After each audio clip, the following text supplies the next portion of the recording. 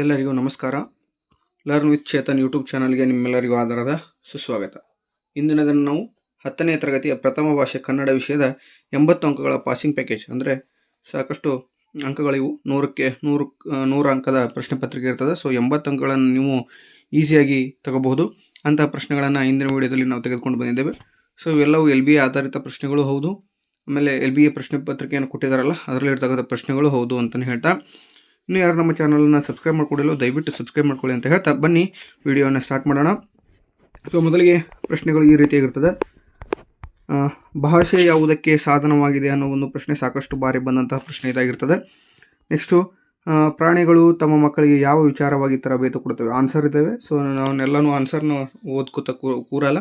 So ನಿಮಗೆ ವಿಡಿಯೋನ pass ಮಾಡಿ ಎಲ್ಲ ಆನ್ಸರ್ಗಳನ್ನು ಓದ್ಕೊಳ್ಳಿ ನೀವು ಈಸಿಯಾಗಿ. ಪ್ರಾಣಿಗಳು ತಮ್ಮ ಮಕ್ಕಳಿಗೆ ಯಾವ ವಿಚಾರವಾಗಿ ತರಬೇತಿ ಕೊಡುತ್ತವೆ ಅನ್ನೋದೊಂದು ಪ್ರಶ್ನೆ ಇದೆ. ಹಾಗೆ ಮೂರನೇ ಪ್ರಶ್ನೆ, ಮನುಷ್ಯನಿಗೆ ಲೆಕ್ಕವಿಡುವ ಅವಶ್ಯಕತೆ ಯಾವಾಗ ಉಂಟಾಯಿತು ಅಂತ ಇದೆ. ಹಾಗೆ 4ನೇ ಪ್ರಶ್ನೆ, ಎಣ್ಣೆ ತುಪ್ಪದ ಮಿಶ್ರಣ ಬೇಡವೆಂದು ಹೇಳಿದವರು ಯಾರು ಅಂತ ಕೇಳಿದ್ದಾರೆ. ಸಾಕಷ್ಟು ಬಾರಿ ರಿಪೀಟೆಡ್ ಪ್ರಶ್ನೆಗಳಿವೆಲ್ಲ. ರಿಪೀಟೆಡ್ ಪ್ರಶ್ನೆಗಳನ್ನು ನಾವು ನಿಮ್ಮ ಮುಂದೆ ತರಲಿಕ್ಕೆ ಪ್ರಯತ್ನವನ್ನು ಮಾಡಿದ್ದೇವೆ. ಇನ್ನು 5ನೇ ಪ್ರಶ್ನೆ, ಕನ್ನಡಕ್ಕೆ ಪರ್ಷಿಯನ್ ಶಬ್ದಗಳು ಯಾವಾಗ ಬಂದವು ಅಂತ ಪ್ರಶ್ನೆ ಇದೆ. ಕನ್ನಡಕ್ಕೆ ಪರ್ಷಿಯನ್ ಶಬ್ದಗಳು ಯಾವಾಗ ಬಂದವು ಅಂತ. ಇನ್ನು 6ನೇ ಪ್ರಶ್ನೆ, ಭಗವದ್ಗೀತೆಯನ್ನು ರಚಿಸಿದವರು ಯಾರು ಅಂತ ಕೇಳಿದ್ದಾನೆ. ಹಾಗೆ 7ನೇ ಪ್ರಶ್ನೆ, ಹುಲಿಗೆ ಪರಮಾನಂದವಾಗಲು ಕಾರಣವೇನು ಅಂತ ಇದೆ. ನೆಕ್ಸ್ಟು 8ನೆಯ ಪ್ರಶ್ನೆ, ಶಾನುಭೋಗರಿಗೆ ತಲೆ ಸುತ್ತಲು ಕಾರಣವೇನು ಅಂತ ಇದೆ. ಸಾಕಷ್ಟು ಬಾರಿ ರಿಪೀಟೆಡ್ ಪ್ರಶ್ನೆಗಳಿವೆಲ್ಲವು. ಶಾನುಭೋಗರ ಬ್ರಹ್ಮಾಸ್ತ್ರ ಯಾವುದು ಅಂತ ಇದೆ. ಹಾಗೆ 10ನೇ ಪ್ರಶ್ನೆ, ಹಸಿದು ಮಲಗಿದ್ದ ಹುಲಿಯು ಏನೆಂದು ಯೋಚಿಸಿತು ಅಂತ. 11ನೇ ಪ್ರಶ್ನೆ, ಲಂಡನ್ನಿನ ಪೇಟೆಯಲ್ಲಿರುವ ಸ್ಟೇಷನರಿ ಅಂಗಡಿಯ ಹೆಸರೇನು ಅಂತ ಇದೆ. 12ನೇ ಪ್ರಶ್ನೆ, ನೆಲ್ಸನ್ ರವರ ಮೂರ್ತಿ ಇರುವ ಸ್ಥಳದ ಹೆಸರೇನು ಅಂತ ಕೇಳಿದ್ದಾನೆ.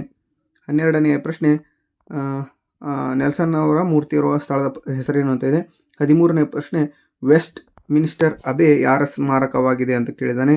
ಹಾಗೆ 14ನೇ ಪ್ರಶ್ನೆ, ಆಂಗ್ಲ ಸಾಮ್ರಾಜ್ಯದ ವೈಭವ ಕಂಡುಬರುವ ಓಣಿ ಯಾವುದು ಅಂತ. ಆಂಗ್ಲ ಸಾಮ್ರಾಜ್ಯದ ವೈಭವ ಕಂಡುಬರುವ ಓಣಿ ಯಾವುದು ಅಂತ ಇದೆ. 5ನೇ ಪ್ರಶ್ನೆ, ಕೌಸಂಬಿಯ ಅರಸ ಯಾರು? ಕೌಸಂಬಿಯ ಅರಸ ಯಾರು ಅಂತ ಕೇಳಿದ್ದಾನೆ.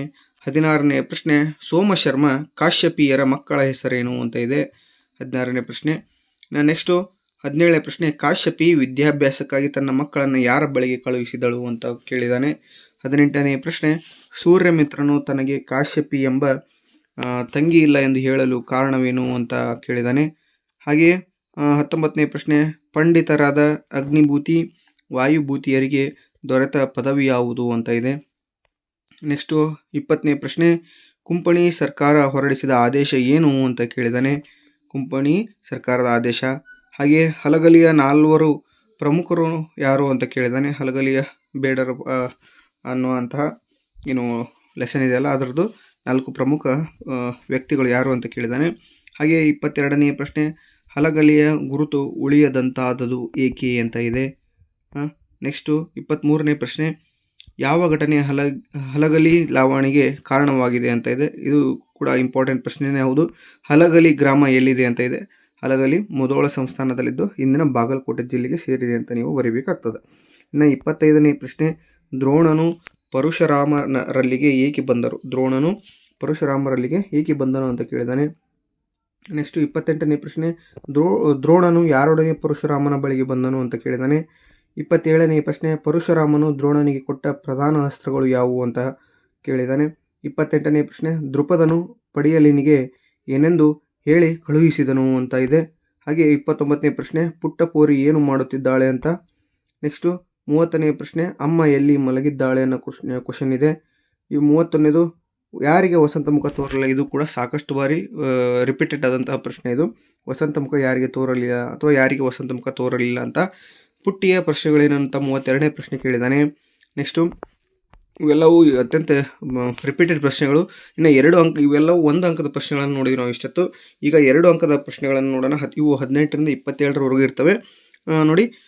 ವ್ಯಾವಹಾರಿಕ ಮತ್ತು ಗ್ರಾಂಥಿಕ ಭಾಷೆಯ ಲಕ್ಷಣಗಳು ಏನು ಅಂತ ಕೇಳಿದ್ದಾನೆ. ಸೊ ಸಾಕಷ್ಟು ಬಾರಿ ರಿಪೀಟೆಡ್ ಆದಂಥ ಪ್ರಶ್ನೆಗಳನ್ನು ನಿಮ್ಮ ಮುಂದೆ ತರಲಿಕ್ಕೆ ನಾವು ಪ್ರಯತ್ನವನ್ನು ಮಾಡಿದ್ದೇವೆ. ಹಾಗಾಗಿ ಈ ವಿಡಿಯೋವನ್ನು ಸಂಪೂರ್ಣವಾಗಿ ನೋಡಿ. ಈ ಎಲ್ಲ ಪ್ರಶ್ನೆಗಳನ್ನು ನೀವು ಓದಿದ್ದೇ ಆದಲ್ಲಿ ನಿಮಗೆ ಹೆಚ್ಚಿನ ಅಂಕಗಳು ಖಂಡಿತವಾಗಿ ದೊರೀತವೆ ಅಂತ ಹೇಳ್ತಾ, 1ನೇ ಪ್ರಶ್ನೆ, ವ್ಯಾವಹಾರಿಕ ಮತ್ತು ಗ್ರಾಂಥಿಕ ಭಾಷೆಯ ಲಕ್ಷಣಗಳೇನು ಅಂತ ಇದೆ. 2ನೇದು, ಲಿಪಿಯ ಜಾಡು ಆರಂಭಗೊಂಡ ಬಗೆ ಹೇಗೆ ಅಂತ ಕೇಳಿದ್ದಾನೆ. ಲಿಪಿಯ ಜಾಡು ಆರಂಭಗೊಂಡ ಬಗೆ ಹೇಗೆ. ಈ ವಿಡಿಯೋನ ನೀವು ಪಾಸ್ ಮಾಡ್ಕೊಳ್ಳೋದ್ರ ಮೂಲಕ ಓದಬಹುದು. ನೆಕ್ಸ್ಟು 3ನೇ ಪ್ರಶ್ನೆ, ಲಿಪಿಯ ಮೂಲಕ ಜ್ಞಾನ ಭಂಡಾರ ಯಾವ ರೀತಿ ಭದ್ರವಾಯಿತು ಅಂತ ಇದೆ. ಲಿಪಿಯ ಮೂಲಕ ಜ್ಞಾನ ಭಂಡಾರ ಯಾವ ರೀತಿ ಭದ್ರವಾಯಿತು ಅಂತ. ನೆಕ್ಸ್ಟು 4ನೇ ಪ್ರಶ್ನೆ, ಕನ್ನಡ ಭಾಷೆ ಹದಗೊಂಡದ್ದು ಹೇಗೆ. ಇದು ಸಾಕಷ್ಟು ಬಾರಿ ವಾರ್ಷಿಕ ಪರೀಕ್ಷೆಯಲ್ಲೂ ಕೂಡ ಬಂದಂಥ ಪ್ರಶ್ನೆ ಇದು. ಕನ್ನಡ ಭಾಷೆ ಹದಗೊಂಡದ್ದು ಹೇಗೆ ಅಂತ ಕೇಳಿರತಕ್ಕಂಥ ಪ್ರಶ್ನೆ. ನೆಕ್ಸ್ಟು 5ನೇ ಪ್ರಶ್ನೆ, ಆಂಗ್ಲ ಭಾಷೆ ವಿಶ್ವವ್ಯಾಪಿ ಆಗಲು ಕಾರಣ. ಇದು ಕೂಡ ಇಂಪಾರ್ಟೆಂಟ್ ಪ್ರಶ್ನೆನೇ ಹೌದು. ಆಂಗ್ಲ ಭಾಷೆ ವಿಶ್ವವ್ಯಾಪಿ ಆಗಲು ಕಾರಣವೇನು ಅಂತ ಇದೆ. ಸೊ ನೆಕ್ಸ್ಟು 6ನೇ ಪ್ರಶ್ನೆ, ನಾಲ್ವಡಿ ಕೃಷ್ಣರಾಜ ಒಡೆಯರ ಕಾಲದಲ್ಲಿ ಯಾವ ಕ್ಷೇತ್ರಗಳು ಸ್ವಯಂ ಆಡಳಿತ ಕ್ಷೇತ್ರಗಳದವು ಅಂತ ಕೇಳಿದಾನೆ. ಸ್ವಯಂ ಆಡಳಿತ ಕ್ಷೇತ್ರಗಳಾಗಿದ್ದು, ನಾಲ್ವಡಿ ಕೃಷ್ಣರಾಜರ ಕಾಲದಲ್ಲಿ ಯಾವ ನೀರಾವರಿ ಯೋಜನೆಗಳು ಕಾರ್ಯರೂಪಕ್ಕೆ ಬಂದವು. ನೆಕ್ಸ್ಟು 8ನೇ ಪ್ರಶ್ನೆ, ವಿಶ್ವೇಶ್ವರಯ್ಯನವರು ಶಿಕ್ಷಣದ ಬಗ್ಗೆ ಏನೆಂದು ಹೇಳಿದ್ದಾರೆ. ವಿಶ್ವೇಶ್ವರಯ್ಯನವರು ಶಿಕ್ಷಣದ ಬಗ್ಗೆ ಏನೆಂದು ಹೇಳಿದ್ದಾರೆ ಅಂತ ಇದೆ. ನೆಕ್ಸ್ಟ್ 9ನೇ ಪ್ರಶ್ನೆ, ನೆಹರು ಅವರು ವಿಶ್ವೇಶ್ವರಯ್ಯನವರ ಬಗ್ಗೆ ಏನೆಂದು ಹೇಳಿದ್ದಾರೆ ಅಂತ ಇದೆ. ನೆಕ್ಸ್ಟು ಹಣಕಾಸು ನೀತಿಯಲ್ಲಿ ವಿಶ್ವೇಶ್ವರಯ್ಯನವರು ಮಾಡಿದ ಮಾರ್ಪಾಡುಗಳವು. ಹಣಕಾಸು ನೀತಿಯಲ್ಲಿ ವಿಶ್ವೇಶ್ವರಯ್ಯನವರು ಮಾಡಿದ ಮಾರ್ಪಾಡುಗಳವು ಅಂತ ಕೇಳಿದ್ದಾನೆ. ಹಾಗೆ 11ನೇ ಪ್ರಶ್ನೆ, ಉಲ್ವರ್ತ್ ಅಂಗಡಿಯಲ್ಲಿ ಸಿಗುವ ವಸ್ತುಗಳಾವು. ಉಲ್ವರ್ತ್ ಅಂಗಡಿಯಲ್ಲಿ ಸಿಗ್ತಕ್ಕಂಥ ವಸ್ತುಗಳು ಯಾವುವು ಅಂತ ಕೇಳ್ತಾನೆ. 12ನೇ ಪ್ರಶ್ನೆ, ಲಂಡನ್ನಿನ ಹೆಣ್ಣು ಮಕ್ಕಳು ಯಾವ ಕೆಲಸದಲ್ಲಿ ನಿಯುಕ್ತರಾಗಿರ್ತಾರೆ. ಇದು ಸಾಕಷ್ಟು ಬಾರಿ ರಿಪೀಟೆಡ್ ಆಗಿರುವಂಥ ಪ್ರಶ್ನೆ. ಲಂಡನ್ನಿನ ಹೆಣ್ಣು ಮಕ್ಕಳು ಯಾವ ಕೆಲಸದಲ್ಲಿ ನಿಯುಕ್ತರಾಗಿರ್ತಾರೆ ಅನ್ನೋದು. ಇನ್ನು 13ನೇ ಪ್ರಶ್ನೆ ನೋಡಿ, ಟೊಪ್ಪಿಗೆಯ ವಿಶೇಷತೆಯನ್ನು ಲೇಖಕರು ಹೇಗೆ ದಾಖಲಿಸಿದ್ದಾರೆ. ಟೊಪ್ಪಿಗೆಯ ವಿಶೇಷತೆಯನ್ನು ಲೇಖಕರು ಹೇಗೆ ದಾಖಲಿಸಿದ್ದಾರೆ ಅನ್ನೋ ಪ್ರಶ್ನೆ ಇದೆ. 14ನೇ ಪ್ರಶ್ನೆ, ಪೋಯಟ್ಸ್ ಕಾರ್ನರಲ್ಲಿರುವ ಯಾವ ಕವಿಗಳ ಸಮಾಧಿಗಳಿವೆ ಅಂತ ಇದೆ. ನೆಕ್ಸ್ಟು 15ನೇ ಪ್ರಶ್ನೆ, ಸಾಮ್ರಾಟರ ರಾಜ್ಯಾಭಿಷೇಕವಾಗುವ ಸಿಂಹಾಸನದ ಮೇಲಿರುವ ಕಲ್ಲುಪಾಟಿಯ ವಿಶೇಷತೆ ಏನು ಅಂತ ಕೇಳಿದಾನೆ. ಹಾಗೆಯೇ 16ನೇ ಪ್ರಶ್ನೆ, ರಾಜ್ಯಸಭೆಯಲ್ಲಿ ಅಗ್ನಿಭೂತಿ ವಾಯುಭೂತಿಯರನ್ನು ಮೂರ್ಖರೆಂದು ತೀರ್ಮಾನಿಸಿದ್ದೇಕೆ ಅಂತ ಇದೆ. 16ನೇದು. ಇನ್ನು 17ನೇ ಪ್ರಶ್ನೆ, ಅಗ್ನಿಭೂತಿ ವಾಯುಭೂತಿಯರು ಸೂರ್ಯಮಿತ್ರನಿಂದ ಕಲಿತ ವಿದ್ಯೆಗಳಾವುವು ಅಂತ ಕೇಳಿದಾನೆ. ನೆಕ್ಸ್ಟು 18ನೇ ಪ್ರಶ್ನೆ ಈ ರೀತಿಯಾಗಿರ್ತದೆ, ಅಗ್ನಿಭೂತಿ ವಾಯುಭೂತಿಯರಿಗೆ ವಿದ್ಯಾಭ್ಯಾಸದ ನಂತರ ಮಾವನೆಂದು ಹೇಳಲು ಕಾರಣವೇನು ಅಂತ ಕೇಳಿದ್ದಾನೆ. ಇವೆಲ್ಲವೂ ಕೂಡ ಸಾಕಷ್ಟು ಬಾರಿ ರಿಪೀಟೆಡ್ ಆದಂಥ ಪರೀಕ್ಷೆಗಳಲ್ಲಿ ರಿಪೀಟೆಡ್ ಆದಂಥ ಪ್ರಶ್ನೆಗಳು. 19ನೇ ಪ್ರಶ್ನೆ ನೋಡಿ, ಸೂರ್ಯಮಿತ್ರನು ಮಾವನೆಂದು ತಿಳಿದಾಗ ವಾಯುಭೂತಿಯ ಪ್ರತಿಕ್ರಿಯೆ ಹೇಗಿತ್ತು ಅಂತ ಇದೆ. ಹಾಗೆ ನೆಕ್ಸ್ಟ್ 20ನೇ ಪ್ರಶ್ನೆ, ಹಕ್ಕಿಯ ಹಾರಾಟವನ್ನು ಆಕಾಶಕ್ಕೆ ಹೇಗೆ ಹೋಲಿಸಿದ್ದಾರೆ ಅಂತ ಕೇಳಿದ್ದಾನೆ. ಹಕ್ಕಿ ಹಾರುತ್ತಿದೆ ನೋಡಿದ್ರಾ ಅನ್ನೋ ಒಂದು ಕಾನ್ಸೆಪ್ಟಿಂದು. ಇನ್ನು 21ನೇ ಪ್ರಶ್ನೆ, ಹೊಸಗಾಲದ ಹಸು ಮಕ್ಕಳನ್ನು ಹಕ್ಕಿ ಹೇಗೆ ಹರಿಸಿದೆ. ಇದು ಅತ್ಯಂತ ಇಂಪಾರ್ಟೆಂಟ್ ಪ್ರಶ್ನೆ ಇದು. ಹೊಸಗಾಲದ ಹಸು ಮಕ್ಕಳನ್ನು ಹಕ್ಕಿ ಹೇಗೆ ಹರಸಿದೆ ಅನ್ನೋದು. ಇನ್ನು 22ನೇ ಪ್ರಶ್ನೆ, ಹಕ್ಕಿಯು ಯಾವ ಮೇರೆ ಮೀರಿ ನೀರನ್ನು ಹೀರಿದೆ. ಹಕ್ಕಿಯು ಯಾವ ಮೇರೆ ಮೀರಿ ನೀರನ್ನು ಹೀರಿದೆ ಅಂತ ಪ್ರಶ್ನೆ. ನೆಕ್ಸ್ಟು, ಹಲಗಲಿಯ ಬೇಡರು ದಂಗೆ ಏಳಲು ಕಾರಣವೇನು ಅಂತ ಕೇಳಿದಾನೆ. ಇಂಪಾರ್ಟೆಂಟ್ ಪ್ರಶ್ನೆ ಕೂಡ ಹೌದು ಇದು. 2 ಅಂಕದ ಪ್ರಶ್ನೆ. ಹಲಗಲಿಗೆ ದಂಡು ಬರಲು ಕಾರಣವೇನು ಅಂತ 24ನೇ ಪ್ರಶ್ನೆಯನ್ನು ಕೇಳಿದಾನೆ. ಯಾಕೆ ಬ್ರಿಟಿಷರದು ಒಂದು ಸರ್ಕಾರ ನಡೆಸಿದ್ದು ಕಾನೂನುಗಳಿಂದ ಏನು ದಂಗೆ ಇದ್ರಲ್ಲ ಅವಾಗ ಯಾಕೆ ಆ ದಂಡು ಹಲಗಲಿಗೆ ಬಂದರು ಅಂತ ಒಂದು ಪ್ರಶ್ನೆ. ಸೊ ನೆಕ್ಸ್ಟು 25ನೇ ಪ್ರಶ್ನೆ, ದಂಡು ಹಲಗಲಿಯ ಮೇಲೆ ಹೇಗೆ ದಾಳಿಯನ್ನು ನಡೆಸ್ತು. ಹೌದಾ, ಆ ಒಂದು ಪ್ರಶ್ನೆ ಕೇಳಿದಾನೆ. ನೆಕ್ಸ್ಟ್ 26ನೇ ಪ್ರಶ್ನೆ, ಲಾವಣಿಗಳನ್ನು ಏಕೆ ವೀರಗೀತೆಗಳು ಎನ್ನಲಾಗಿದೆ. ಲಾವಣಿ ಪದಗಳನ್ನು ಯಾಕೆ ವೀರಗೀತೆಗಳು ಅಂತ ಕರೀತಾರೆ ಅಂತ ಇದೆ ಪ್ರಶ್ನೆ. 27ನೇ ಪ್ರಶ್ನೆ, ಹಲಗಲಿ ಬೇಡರು ಜನಪದ ಲಾವಣಿಯ ಮುಖ್ಯ ಆಶಯ ಭಾವವನ್ನು ತಿಳಿಸಿ ಅಂತ ಕೇಳಿದಾನೆ. ಹಾಗೆ 28ನೇ ಪ್ರಶ್ನೆ, ಜಲಿಯನ್ ವಾಲಾಬಾಗ್ನಲ್ಲಿ ಶಾಂತಿಯುತ ಸಭೆ ಯಾವಾಗ ನಡೆಯಿತು.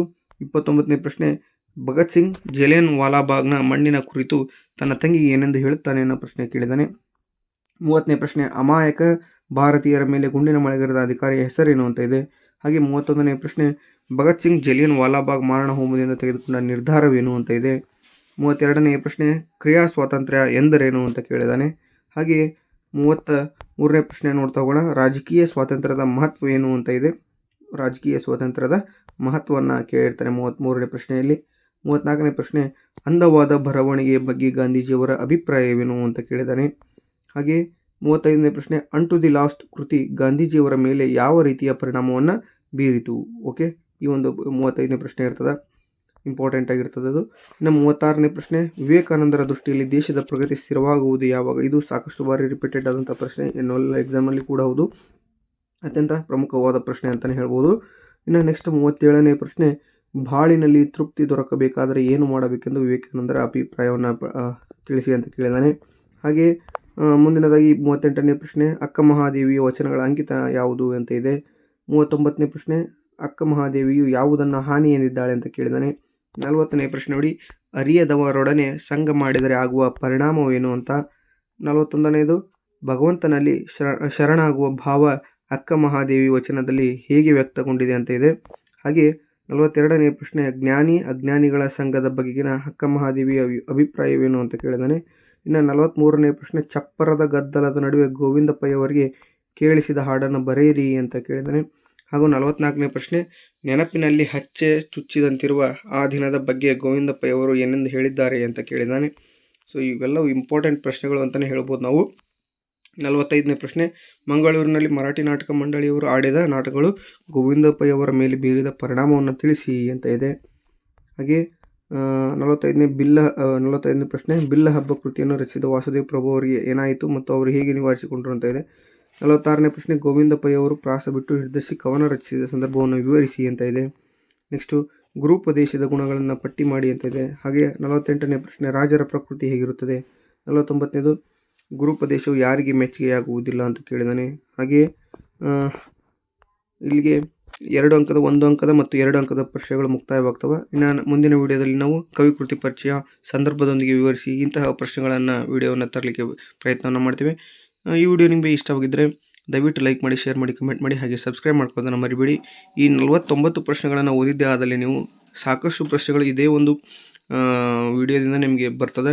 ಅದನ್ನು ಫಿಕ್ಸ್ ಅಂತಲೇ ಹೇಳ್ಬೋದು ನಾವು. ಸೊ ದಯವಿಟ್ಟು ವಿಡಿಯೋನ ಸಂಪೂರ್ಣವಾಗಿ ನೋಡಿ.